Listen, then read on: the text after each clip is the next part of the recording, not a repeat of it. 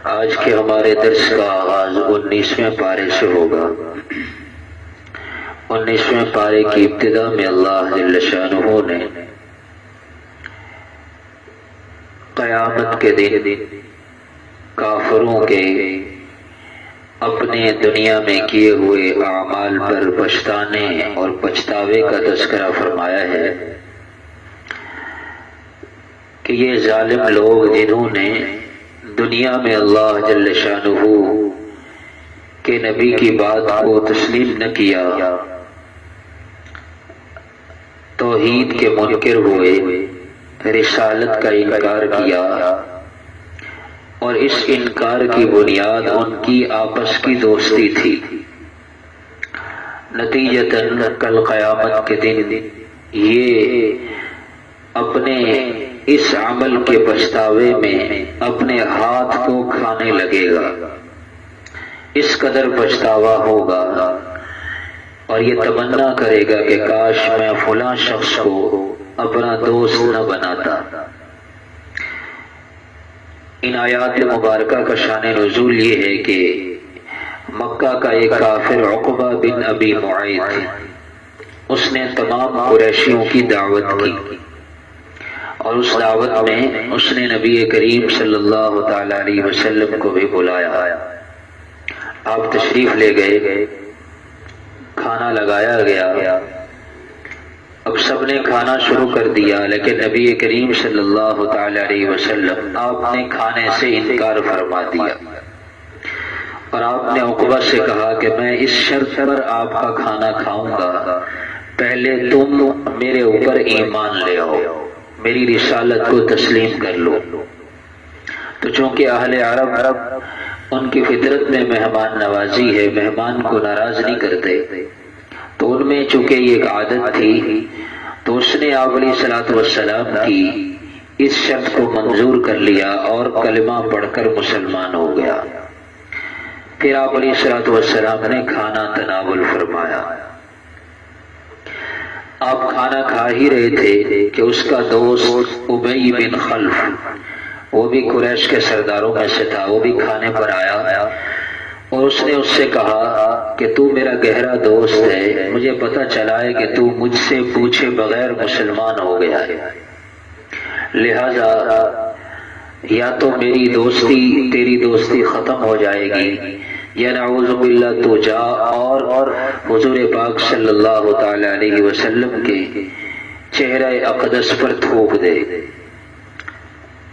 اب اس نے اپنی دوستی کو بچانے کے لیے اس ظالم نے ایسا ہی کیا اور دین اسلام کو چھوڑ کر دوبارہ مرتد ہو گیا۔ آپ علیہ الصلوۃ والسلام کو یہ بات بڑی ناگوار گزری، چنانچہ یہ دونوں غزوہ بدر میں ذلیل ہو کر مارے گئے۔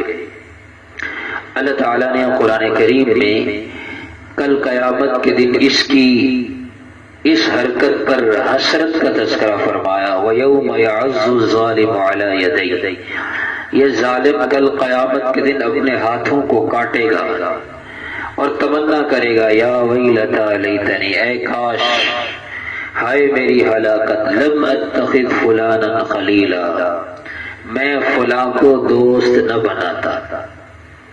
ہم یہ سمجھتے ہیں کہ ہماری معاشرتی دوستیاں وہ ہمارے اپنے مفادات پر مبنی ہونی چاہیے، یہ میں نے فیصلہ کرنا ہے کہ میرا دوست کون ہوگا اور کون نہیں ہوگا، شریعت کا اس میں کوئی دخل نہیں، یہ سراسر غلط بات ہے۔ ہم جس کو اپنا دوست بنا رہے ہیں، جس کے ساتھ نشست و برخاست ہے، اٹھنا بیٹھنا ہے، جس کے ساتھ آنا جانا ہے، وہ صرف اس میں میرا ذاتی مفاد ہی نہیں بلکہ مجھے شریعت کے اس حکم کا بھی خیال رکھنا ہوگا کہ میں اس شخص کو دوست بناؤں گا جس سے میرا ایمان، میرا دین، میرا عقیدہ، میرا عمل محفوظ رہے۔ حضور پاک صلی اللہ تعالی علیہ وسلم نے ارشاد فرمایا، فَلْيَنظُرْ أَحَدُكُمْ إِلَى خَلِيلِهِ مَنْ يُخَالِلُ، اور ایک حدیث پاک میں فرمایا، الْمَرْءُ عَلَى دِينِ خَلِيلِهِ، کہ انسان اپنے دوست کے دین پر ہوتا ہے، انسان اپنے دوست کے دین پر ہوتا ہے، لہذا تم میں سے ہر ایک کو یہ دیکھنا چاہیے کہ وہ کسے دوست بنا رہا ہے، کس کو دوست بنا رہا ہے، کس سے دوستی بنا رہا ہے۔ المرء بالجلیس، آدمی اپنے ہم نشین سے پہچانا جاتا ہے، کون کس کے ساتھ بیٹھتا ہے اس کے اثرات اس میں ضرور نمایاں ہوتے ہیں۔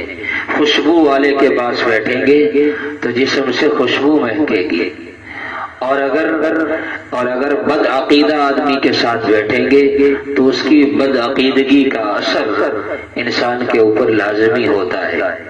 تو اس لیے دوست بنانے میں اس بات کا بھی خوب خیال رکھنا چاہیے کہ ایسے شخص کو دوست بنائیں جس سے آخرت کی یاد تازہ ہو۔ ایک طویل حدیث ہے، اس کے آخر میں آپ علیہ السلام نے فرمایا دوست وہ ہونا چاہیے کہ جب تم اس کے ساتھ بیٹھو تو تمہیں آخرت کی یاد آئے، دنیا سے تمہارا دل اچاٹ ہو، آخرت کی طرف تمہارا جی لگنے لگے۔ دوست وہ بناؤ جس کے ساتھ دوستی تمہیں اعمال پر کھڑا کر دے۔ نہ پوچھ ان خرقہ پوشوں کی، عقیدت ہو تو دیکھ ان کو، یدے بیضا لیے بیٹھے ہیں اپنی آستینوں میں۔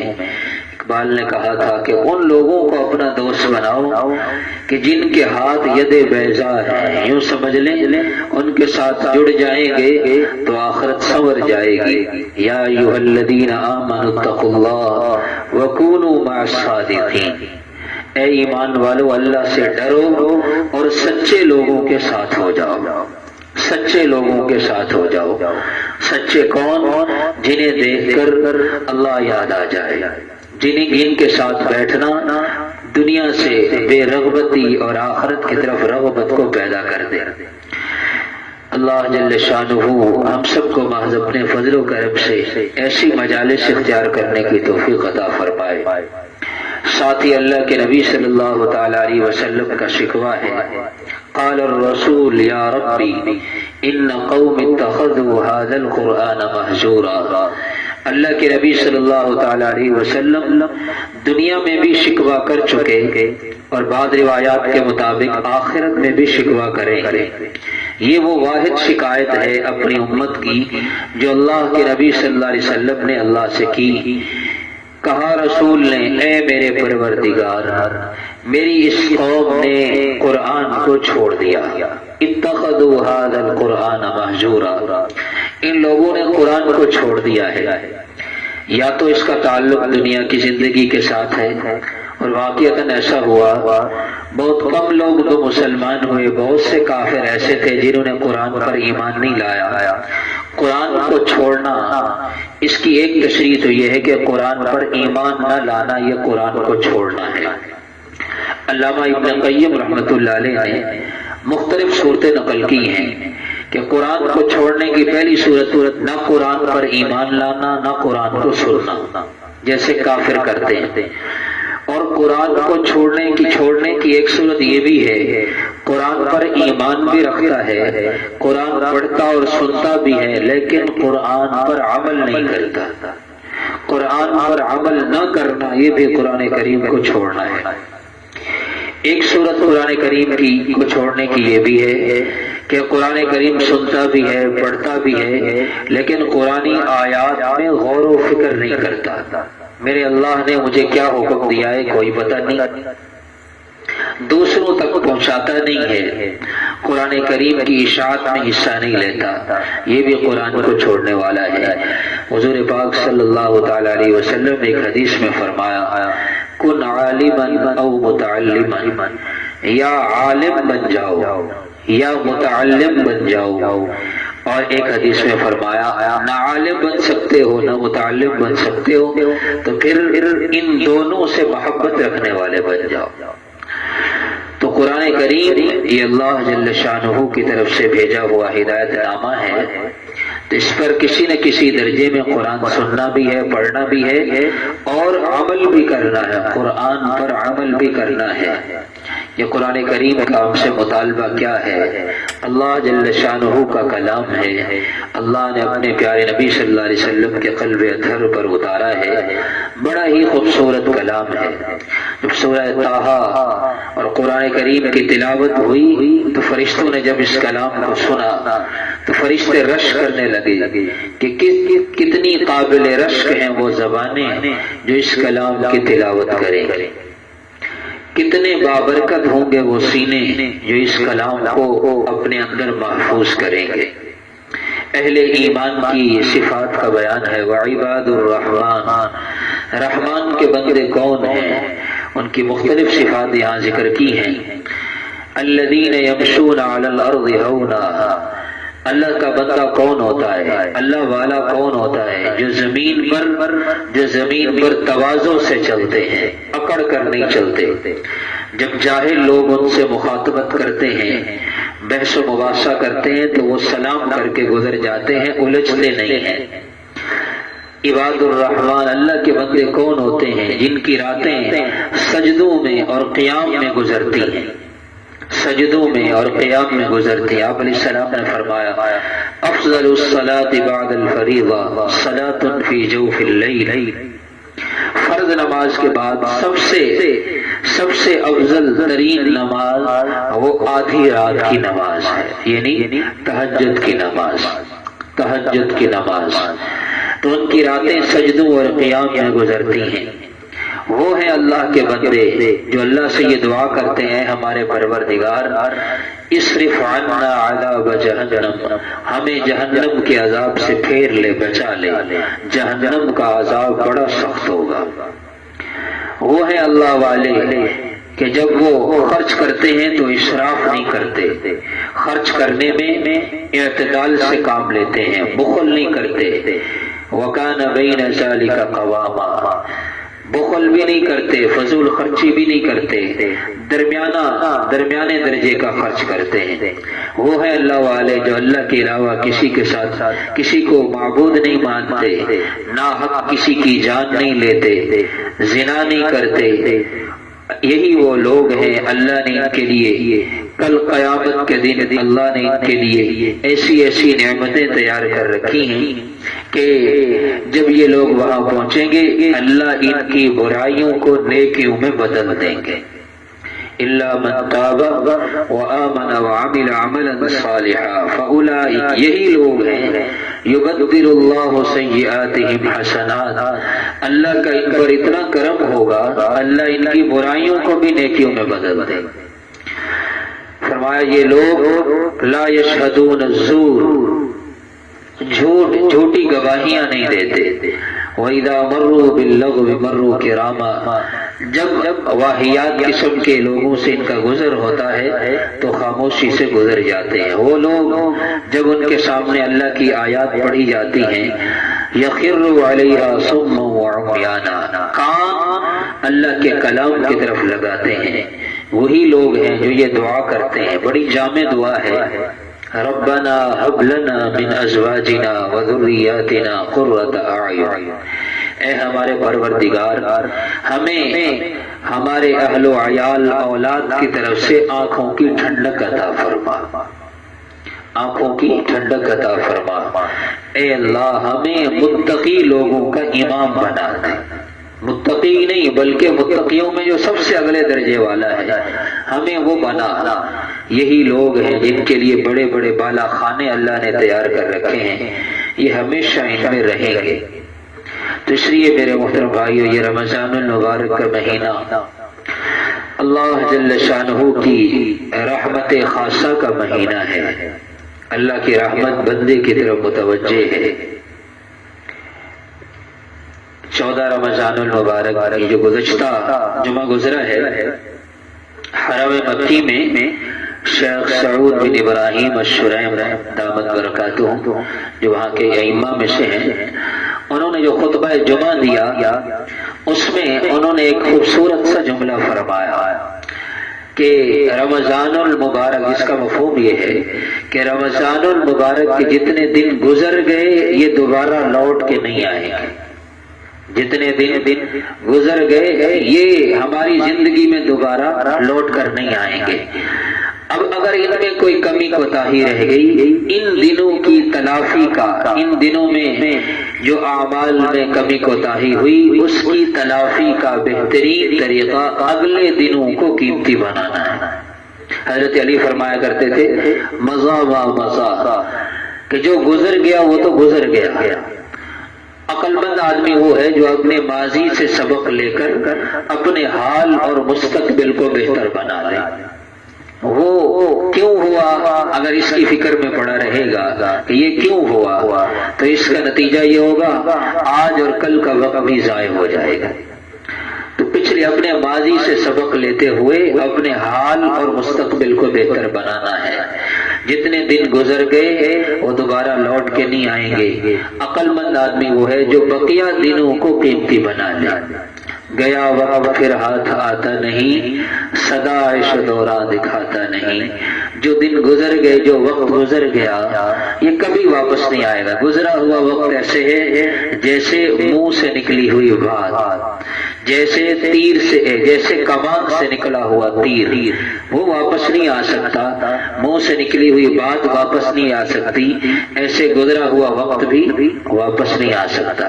آپ علیہ السلام نے فرمایا چند چیزیں ایسی ہیں، نعمتان مغبون فیہا کثیر من الناس، بہت سی نعمتیں ایسی ہیں کہ جس کے بارے میں لوگ غفلت میں پڑے ہوئے، لوگوں کو پتہ ہی نہیں ہے یہ کتنی قیمتی چیز ہے۔ اس میں ایک ہے الصحت والفراغ، صحت اللہ کی بہت بڑی نعمت ہے، اور پھر فرمایا فراغ اللہ کی بہت بڑی نعمت ہے کہ انسان عبادت کے لیے فارغ ہو گیا، دل کا میلان ہو گیا، قرآن سننے سنانے کا ماحول بن گیا، شیطان قید ہو گیا، مسجدیں بھر گئیں، دل نرم ہو گئے، نفس مغلوب ہو گیا، قرآن کی طرف اور نیک اعمال کی طرف جی لگنے لگا۔ یہ رمضان میں ایسے ہی ہوتا ہے، انسان کی فطرت عادت وہ قرآن کی طرف، نیک اعمال کی طرف راغب ہو جاتی ہے۔ اس رغبت سے فائدہ اٹھانا ہے، اس رغبت سے فائدہ اٹھانا۔ جیسے اردو کا محاورہ ہے نا، ہم کہتے ہیں لوہا گرم ہے، اس کو جس طرف موڑ لے مڑ جاتا ہے۔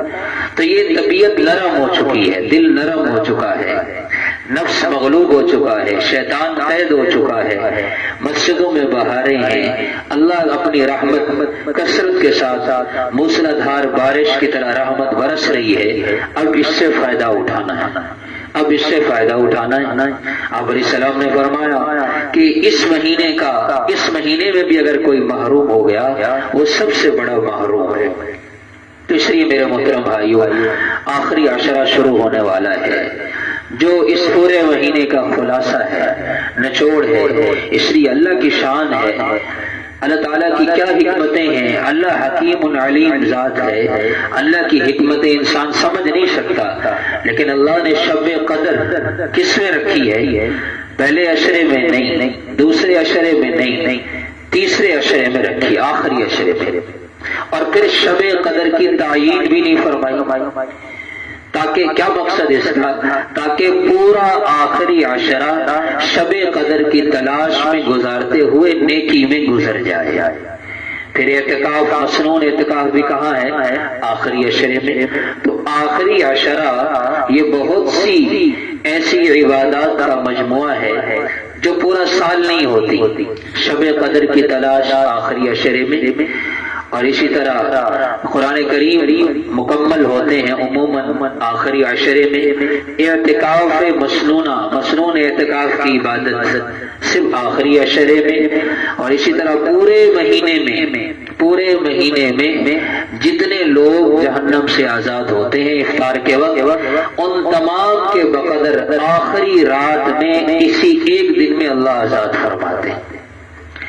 تو یہ یوں سمجھ لیں یہ نیکیوں کا سیزن ہے، جیسے سیل لگی ہوتی ہے تو سیل والے اللہ کی شان ہے۔ اللہ تعالیٰ ہم سب کو حرمین شریفین لے جائیں، تو جہاں احد پہاڑ کے قریب اللہ ہمیں لے گئے، وہاں جو شہدائے احد ہیں ان کے قریب مجھے یاد ہے چھوٹے پیکٹ سے بنائے ہوئے تھے کھجور کے، ایک عربی بیچ رہا تھا، تو اس سے پوچھا یہ کتنے کے ہیں؟ تو غالباً اس نے 2 ریال کے بتلائے. ہم آگے چلے گئے، اب سب نے وہ 2 میں خرید لیے، ایک پیکٹ 2 ریال میں. جب واپس آئے تو اس کے پاس تھوڑے سے بچے ہوئے تھے. پھر اس نے کہا کہ یہ سیل ہے، عربی میں کہا کہ اب 2 روپے کے 2 پیکٹ دوں گا. پہلے 2 ریال کے 1 پیکٹ، پھر آخر میں کیا جب تھوڑے سے بچ جاتے ہیں پھر وہ کہتے ہیں سب اٹھا کے لے جائیں. ایسے ہوتا ہے نا، آپ منڈی میں ہم جاتے ہیں چیزیں خریدنے، جب رات ہوتی ہے تو وہ ریڈی والا کہتا ہے بھائی سارے ہی لے جاؤ بس. تو یہ جو آخری ہفتہ ہے یہ اللہ جل شانہ کی رحمت خاصہ کے موسلادھار بارش کی طرح برسنے کا ہفتہ ہے، آخری عشرہ ہے. اس لیے اس عشرے کو قیمتی بنانا ہے. اللہ تعالیٰ اعتکاف کی توفیق عطا فرمائیں تو اعتکاف کریں، ورنہ کم از کم درجہ یہ ہے کہ جب بھی مسجد میں آئیں اعتکاف کی نیت کر لیں. نفلی اعتکاف تو چند منٹ کا بھی ہو سکتا ہے، اور اگر اللہ مزید توفیق دیں تو یہ آخری راتیں ہیں، یہ تاک راتیں ہیں شب قدر کی تلاش میں گزارنے کے لیے. آخری راتیں مسجد میں گزار لیں. تو اس کے لیے کوئی وقت کی تعین بھی نہیں ہے. آرام سے گھر جائیں، مغرب کے بعد کھانا کھائیں، اور جب عشاء کے لیے آئیں تیاری کر کے آئیں، اور پوری رات وہ مسجد میں جتنی عبادت کی توفیق ہو جائے عبادت کریں. اگر مسجد میں سوئے بھی ہوں گے تب بھی شب قدر پانے والوں میں شامل ہوں گے. کیوں؟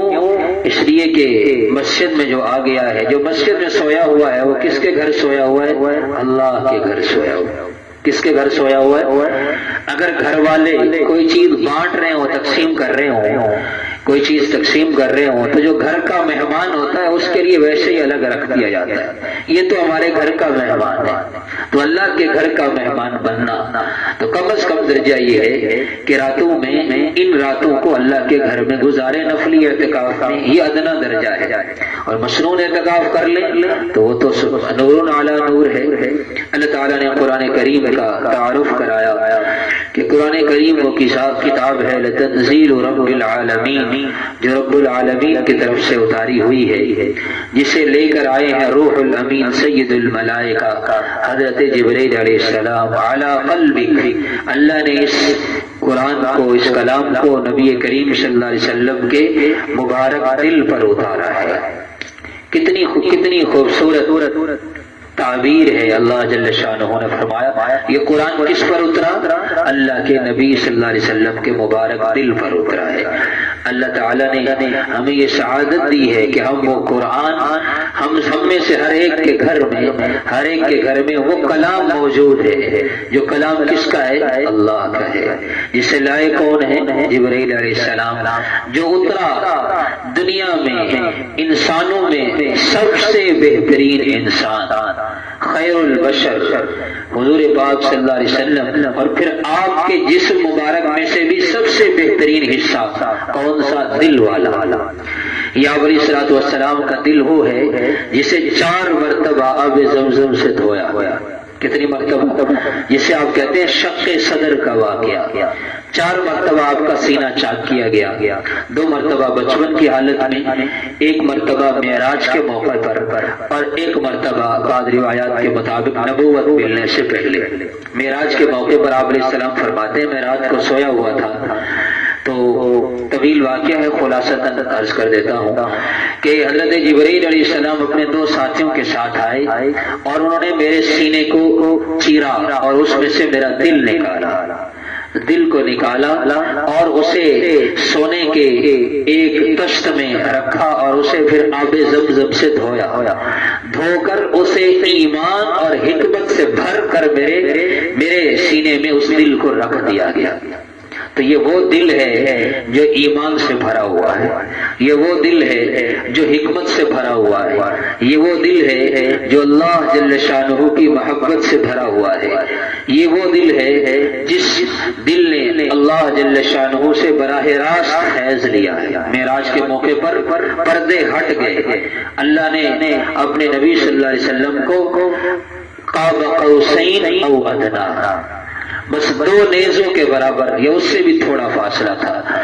تو اس دل نے جن انوارات کو لیا، وہ کلام جس دل پر اترا، اس دل سے ہو کر آج میرے اور آپ کے سامنے ان نسخوں کی شکل میں موجود ہے. تو ضرورت اس بات کی ہے ہم اس قرآن کریم کی تلاوت کریں، اس کو پڑھیں، سمجھیں، پتہ چلے کہ اللہ تعالی ہم سے کیا مطالبہ فرما رہے ہیں۔ سورہ نمل کی ابتدا ہے۔ سورہ نمل چیونٹی کو کہتے ہیں، چونکہ اس میں چیونٹی کا واقعہ بھی تفصیل ذکر کیا گیا ہے، اسی مناسبت سے اس سورت کا نام سورہ نمل رکھا گیا۔ اللہ جل شانہ نے حضرت داؤد علیہ السلام، حضرت سلیمان علیہ السلام، دونوں باپ بیٹا، اللہ نے نبوت بھی عطا فرمائی اور حکومت اور سلطنت کی بادشاہت بھی عطا فرمائی۔ حضرت سلیمان علیہ السلام حضرت داؤد علیہ السلام کے بیٹے ہیں۔ اللہ تعالیٰ نے ان کو ایسی حکومت عطا فرمائی کہ نہ ان سے پہلے کسی کو ملی نہ ان کے بعد کسی کو ملی۔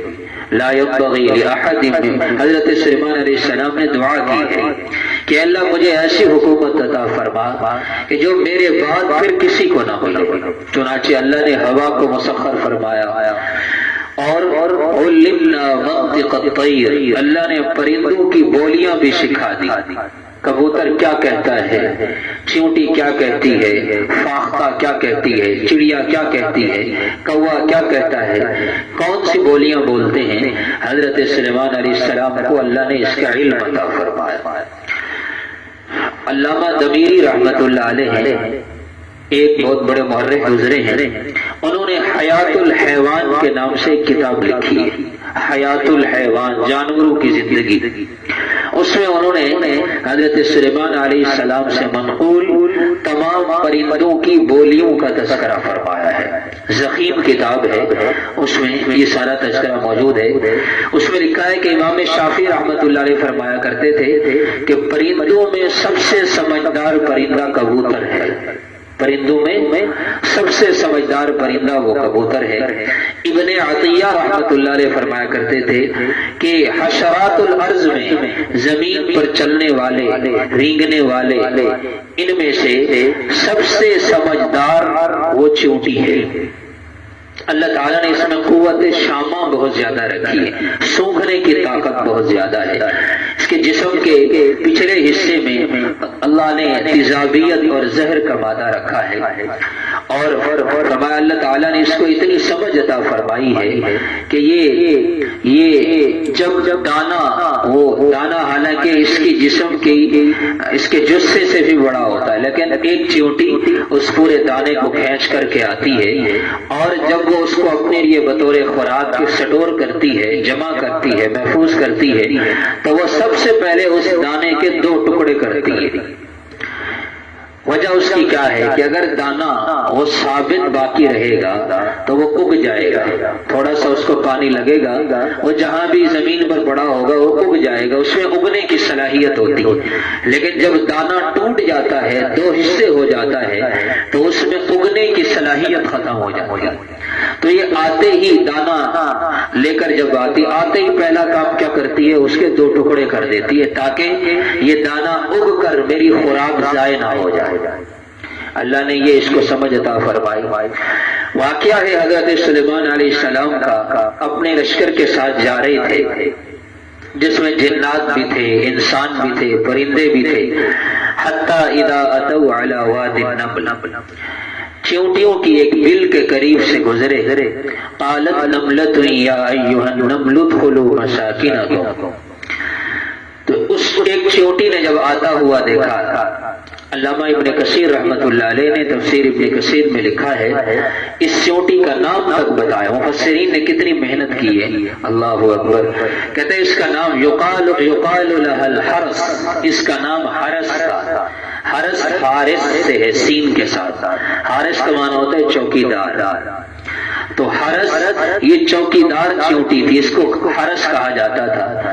یہ اس بل کے اوپر نگہبان تھی تاکہ باہر سے کوئی چیز آئے تو یہ فوراً بتا دے۔ اس نے کہا، اعلان کیا، یا ایھا النمل ادخلوا مساکنکم، اے چیونٹیوں اپنی اپنی بلوں میں داخل ہو جاؤ۔ لا یحطمنکم سلیمان وجنودہ، تمہیں سلیمان علیہ السلام اور ان کا لشکر روند نہ ڈالے اس حال میں کہ انہیں پتہ ہی نہ چلے۔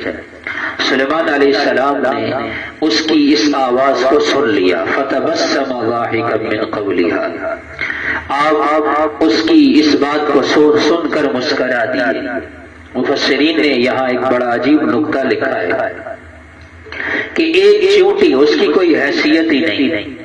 ہمارے ہاں کسی کو بے حیثیت قرار دینا ہو تو ہم کیا کہتے ہیں کہ اس کی یہ میرے لیے تو ایک چیونٹی کی مثال ہے، میں اس کو مسل کے رکھ لوں گا۔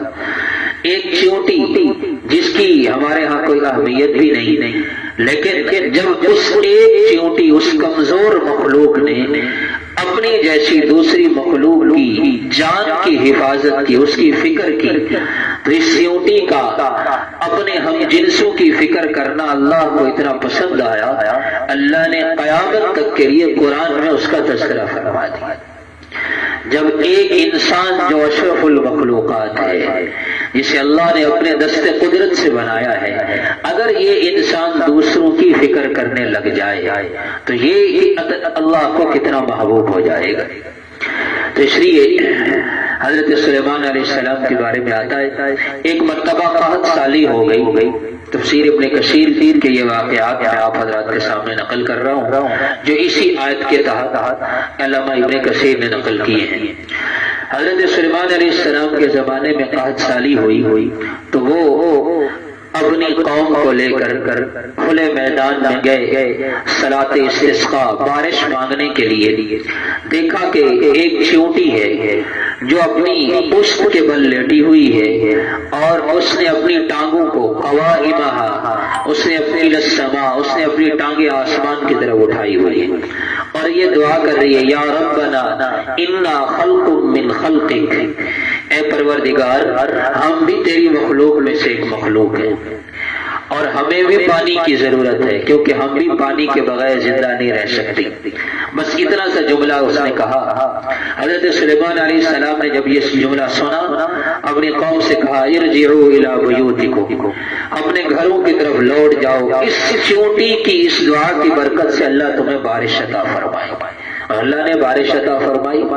اس لیے حضور پاک صلی اللہ علیہ وسلم نے ایک حدیث میں فرمایا کہ اپنے خاندان کے، اپنے گھر والوں کے، اپنے معاشرے کے کمزور لوگوں کو ہلکا نہ سمجھا کرو۔ ترزقون بضعفائکم، تمہیں تمہارے معاشرے اور خاندان اور گھر والوں کے کمزور لوگوں کی وجہ سے تمہیں رزق ملتا ہے۔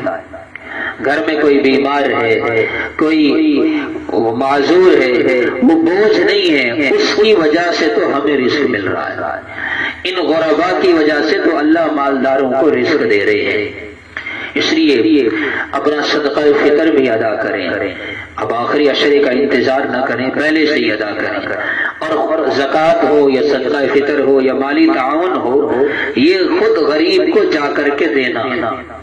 گزشتہ دنوں ایک حدیث پاک پڑھی، حضرت عروہ بن زبیر رضی اللہ تعالیٰ عنہ، جو امی عائشہ رضی اللہ تعالیٰ عنہ کے بھانجے ہیں، عبداللہ بن زبیر رضی اللہ تعالیٰ عنہ کے بھائی ہیں، اسماء بنت ابی بکر رضی اللہ تعالیٰ عنہ ان کے بیٹے ہیں۔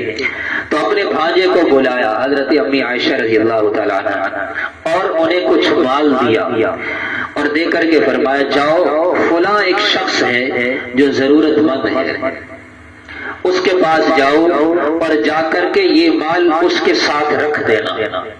اب ذرا آپ انداز دیکھیں، اس کو سب سے پہلے اس کو میرا سلام نہیں کہنا، سلام میری طرف سے سلام دیے بغیر، خود تو سلام کرنا ہے، میرا سلام نہیں کہنا جا کر، بس وہاں جا کر جہاں وہ فرش پر چارپائی پر لیٹے ہوئے وہاں جا کر یہ مال رکھ دینا اور میرا سلام بھی نہ دینا، اور یہ مال وہاں تک پہنچا کر چپکے سے پھر واپس آ جانا اور ان سے دعا کی درخواست بھی نہ کرنا۔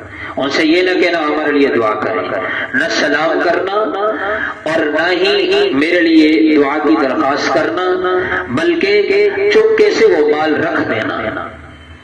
وہ گئے اور جو مطلوبہ شخص تھا وہ چارپائی پر یا فرش پر لیٹا ہوا ہوگا، اس کے ساتھ گئے اور اس کو سلام کیا، اپنی طرف سے سلام کر کے وہ مال ان کے پاس رکھا اور چپ کر کے واپس آ گیا۔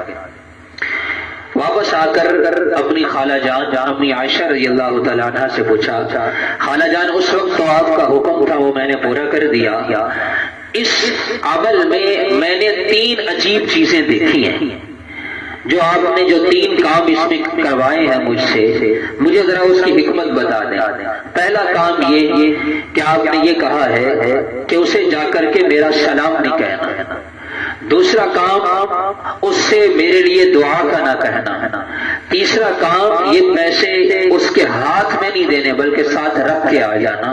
مجھے ان 3 کاموں کی حکمت سمجھا دے۔ امی عائشہ رضی اللہ تعالیٰ عنہ نے فرمایا کہ اگر تو جا کر اسے میری طرف سے سلام کہتا تو یہ ایک میرا اس کے اوپر احسان ہو جاتا، مجھ میں تکبر آ جاتا کہ میں مال دے رہی ہوں، اور وہ بیچارہ جو ضرورت مند تھا وہ پریشان ہو جاتا۔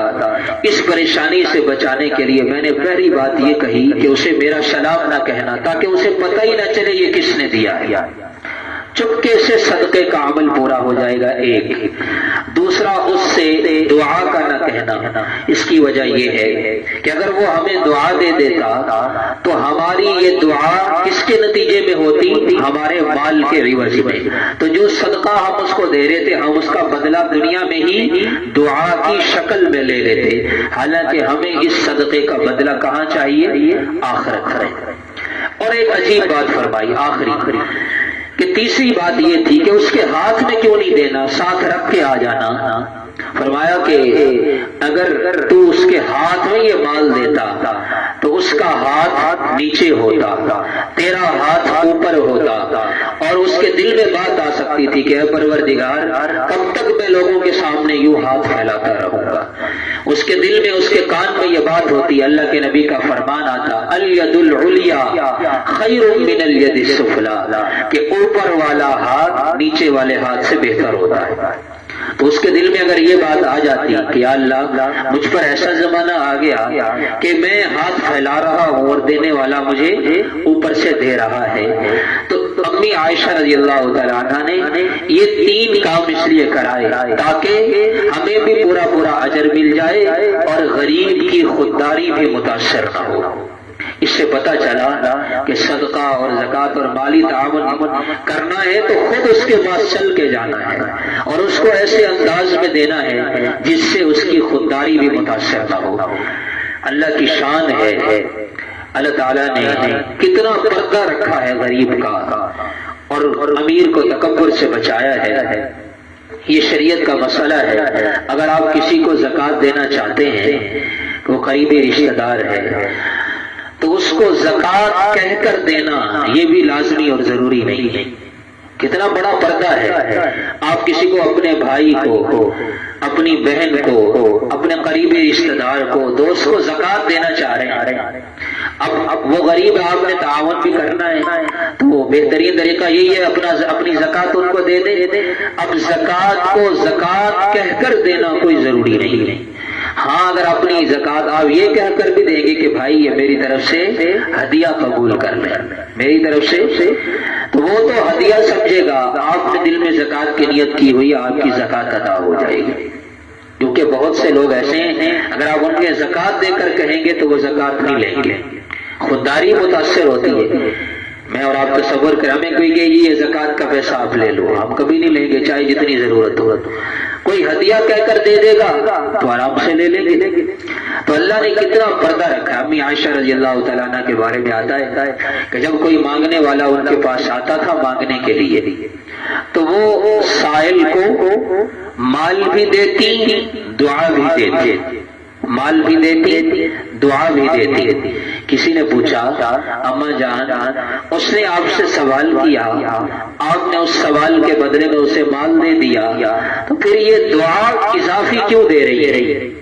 امی عائشہ فرمانے لگی تم نے سنا نہیں جب بھی کوئی مانگنے والا آتا ہے وہ سوال بھی کرتا ہے دعا بھی دیتا ہے، اللہ بھلا کرے، یہ کہتے ہیں نا اللہ آپ کے مال میں برکت دے، اللہ بھلا کرے، تو وہ سوال بھی کرتا ہے اور دعا بھی دیتا ہے۔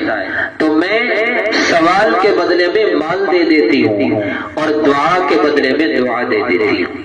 تاکہ کہیں یہ میرا دیا ہوا مال اس کی دعا کے مقابلے میں نہ آ جائے. دعا کے بدلے میں اور سوال کے بدلے میں میں نے مال دے دیا، اس مال کا اللہ مجھے اجر دے گا. تو یہ بات یہ ہے، فکر کی بات ہے. قرآن کریم میں جیسے فرمایا لا يسألون الناس الحافا، اصل ضرورت مند وہ ہوتے ہیں جو لپٹ کر مانگتے نہیں ہیں، لپٹ کر مانگتے نہیں ہیں. لوگ سمجھتے ہیں کہ ان کو ضرورت نہیں ہے، حالانکہ وہی زیادہ ضرورت مند ہوتے ہیں جو سفید پوش ہوتے ہیں، جنہوں نے لوگوں سے کبھی دست سوال دراز نہیں کیا ہوتا. وہ قسم پرسی کی زندگی گزار رہے ہوتے ہیں، لوگ سمجھتے ہیں ضرورت نہیں ہے. تو جس طرح میرے محترم بھائیوں ہم نماز پڑھتے ہیں تو نماز کے لیے اچھی جگہ، صاف جگہ، پاک جگہ تلاش کرتے ہیں. جی اچھی جگہ تلاش کرتے ہیں. جگہ کیا ہونی چاہیے؟ پاک ہونی چاہیے. کپڑے کیا ہونے چاہیے؟ پاک ہونے چاہیے. تو جیسے نماز کے لیے اچھی جگہ، پاک جگہ تلاش کر کے نماز پڑھتے ہیں، تو زکوٰۃ کا مصرف کیا ہے؟ زکوٰۃ کس کو دینی ہے؟ غریب کو دینی ہے. تو ان کو بھی تلاش کر کے، ضرورت مندوں کو تلاش کر کے دینا، کہ جو زیادہ ضرورت مند ہے، قریبی رشتہ دار ہے. اس بارے میں ایک مسئلہ بھی سن لیں کہ زکوٰۃ دینے میں اصول اور فروع کو زکوٰۃ نہیں دی جا سکتی. اصول و فروع سے کیا مراد؟ باپ، دادا، پردادا، یہ اصل ہے ہماری، ان سے ہم اس دنیا میں آئے. اسی طرح والد، والدہ، ان کو بھی زکوٰۃ نہیں دے سکتے. اور اسی طرح فروع سے مراد بیٹا، بیٹی، ان کو بھی زکوٰۃ نہیں دے سکتے. بہن بھائی ہو، اصول و فروع میں نہیں، کیونکہ بہن بھائیوں سے تو ہم نہیں آئے نا. بہن بھائی الگ ہو جاتے ہیں. تو ماں باپ کو، بیٹا بیٹی چاہے ضرورت مند ہو، ان کو زکوٰۃ نہیں دے سکتے. بہن بھائیوں کو زکوٰۃ دے سکتے ہیں اگر وہ ضرورت مند ہو. لیکن اگر بیٹی کسی ایسی جگہ بیاہی ہے یا بیٹا اس کا کوئی کاروبار نہیں ہے، تو پھر اس صورت کے اندر اس کو زکوٰۃ تو نہیں دے سکتے، لیکن اس کا ویسے تعاون کرنا چاہیں کر سکتے ہیں، زکوٰۃ نہیں دے سکتے. بیٹی کی ایک شکل نکلتی ہے، وہ یہ کہ اگر داماد وہ واقعتاً زکوٰۃ کا مستحق ہے تو آپ بیٹی کو دینے کی بجائے داماد کو دے دیں، کیونکہ داماد اصول و فروع میں نہیں آتا. تو داماد کو جو دیں گے وہ پھر قبضہ کر کے جس پر مرضی خرچ کرے، چاہے بیٹی پر کرے، پوتا پوتیوں پر کرے، نواسا نواسیوں پر کرے، وہ ہو سکتا ہے. لیکن خالصتاً بیٹی کے ہاتھ میں دینا یہ بھی صحیح نہیں ہے، اس سے زکوٰۃ نہیں ادا ہوگی. اور بیٹے کو بھی نہیں دے سکتے، باقیوں کو دے سکتے ہیں. تو بیٹا، بیٹی اور ماں باپ، ان کے علاوہ باقی رشتہ داروں کو زکوٰۃ دی جا سکتی ہے. اللہ تعالی ہم سب کو جو کچھ کہا سنا عمل کی توفیق عطا فرمائے. اللهم لك الحمد كله ولك الشكر كله. اللهم لا نحصي ثناء عليك انت كما اثنيت على نفسك. اللهم اهدنا واهد بنا، اللهم اهد الناس جميعا. اے اللہ جو کچھ کہا سنا ہم سب کو عمل کرنے کی، دوسروں تک پہنچانے کی توفیق عطا فرما. اے اللہ اس ماہ مبارک کو ہم سب کی بخشش اور مغفرت کا ذریعہ بنا. ہم سے وہ اعمال کرا جس سے تو راضی ہو، تیرا محبوب راضی ہو. اللہ ان بقیہ ایام کو قیمتی سے قیمتی بنانے کی توفیق عطا فرما. غفلت سے بچا اے اللہ، لا یعنی گفتگو سے بچا اے اللہ. ہماری دنیا اور آخرت بہتر بنا. ہماری تمام چاہے ضرورتیں اور خواہشیں خزانہ غیب سے پوری فرما. وصلی اللہ تعالی علی خیر خلقہ محمد وآلہ وصحبہ اجمعین. آمین.